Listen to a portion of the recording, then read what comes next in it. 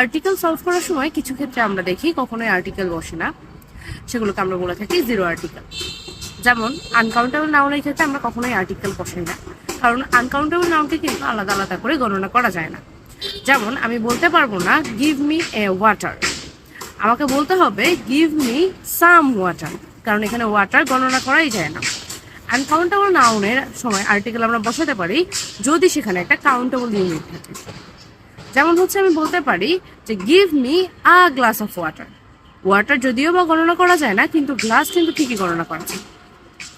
এছাড়াও পজিটিভ প্রোনাউনের ক্ষেত্রে আর্টিকেল বসে না। পজিটিভ প্রোনাউনগুলো হলো mine, his, hers, their, its. যেমন আমি বলতে পারি যে দিস ইজ মাই বুকস, এক্ষেত্রে মাই দিয়ে বোঝানোই যায় বা পজিটিভ প্রোনাউন দিয়ে এটাই বোঝানো যায় যে বইটা নির্দিষ্ট করা, বা পজিটিভ প্রোনাউন দিয়ে কোনো নাউনকে নির্দিষ্ট করে দেয়। সেক্ষেত্রে আর্টিকেল বসিয়ে দ্বিতীয়বার নির্দিষ্ট করার কোনো প্রয়োজন হয় না। আমাকে বলতে হবে না যে দিস ইজ দ্য মাই বুক, হয় আমি বলবো দিস ইজ মাই বুক, না হয় আমি বলবো দিস ইজ দ্য বুক।